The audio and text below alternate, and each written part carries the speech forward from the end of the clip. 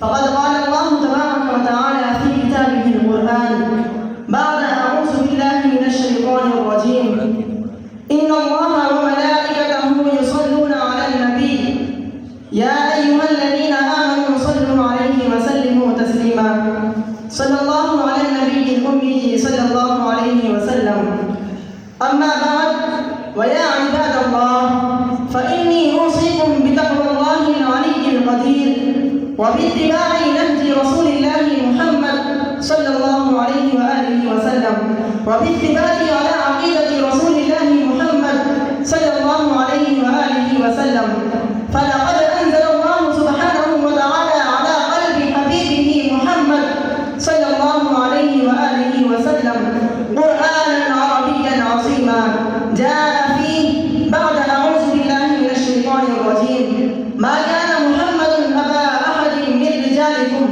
ولكن رسول الله وخاتم النبيين آمنت بالله صدق الله مولانا العظيم. أيها الأحبة وأخص رئيس المجلس فعنوان خطبتي الدفاع عن ختم النبوة والتحديات التي تواجهها. إن عقيدة ختم النبوة ليست مسألة تاريخية ولا فرعية بل هي روح الإسلام وأساس الإيمان وهوية الأمة.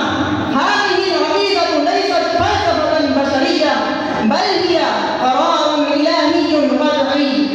أيها الأحبة وأعلنها النبي صلى الله عليه وسلم بنفسه قائلا أنا خاتم النبيين لا نبي بعدي فالباب مغلق والدين كامل والوحي مختوم ولن يأتي نبي بعده أبدا.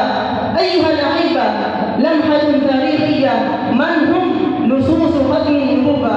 أول من حاول سرقة هذا الباب المقدس إنه مسيلمة الكذاب ثم الأسود العنسي وسجاح وطليحة. إنها قائمة طويلة من مدعي النبوة الكاذبين الذين خدعوا الناس بالسحر والكشف والكرامات المزعومة.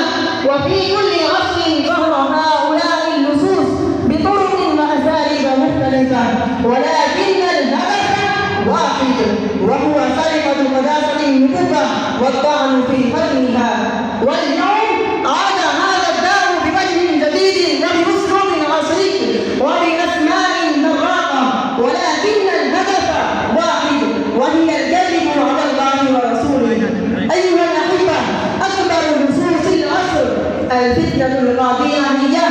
إن أخطر هؤلاء في عصرنا هم الذين أنكروا الجهاد وحاولوا تغيير الشريعة الغراء وأولوا القرآن العظيم على أهوائهم وجعلوا النبوة تحت ستار النفاذة والإلهامات يتصدرون بشعارات الحرية الدينية والحقوق الإنسانية وباطلهم هو الاعتداء على حق محمد في ختم النبوة. أيها الأحبة واعلموا من ادعى النبوة بعد محمد صلى الله عليه وسلم فهو كاذب وكافر ودجال وجهنمي ومن صدقه فقد خرج من الإسلام. أيها الأحبة هذا ليس رأيا بل إجماع الأمة. التحديات المعاصرة في الدفاع عن ختم النبوة. الأول الغزو الفكري والعقلي الإلحاد والعلمانية والليبرالية تثير الشبهات في عقول الشباب. لماذا ختمت النبوة؟ ألا يمكن ظهور نبي جديد معاذ الله. والثاني الضغوط العالمية والسياسية والكبرى تدافع عن أصحاب النبوة الزائفة باسم الحرية. والثالث ضعف تعليم الدعوة.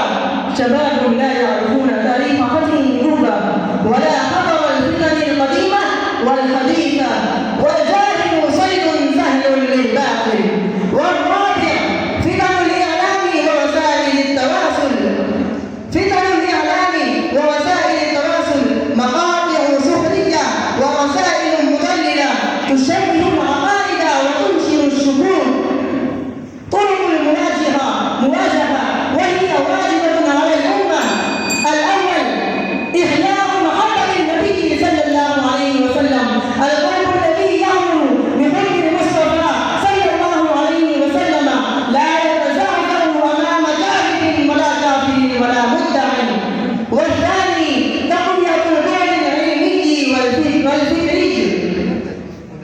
يجب نشر الأدلة القرآنية والحديثية والعملية وتحصين الشباب بالبصيرة والحكمة.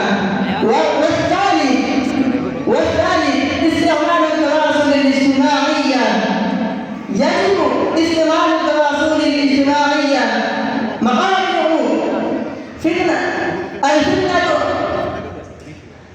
الدفاع عن قانون الجمل الاجتماعي، القوانين التي تحمي عقيدة قلب النبوة وهي أصول الأمة، يجب حمايتها من كل محاولة لفتح باب الفتنة.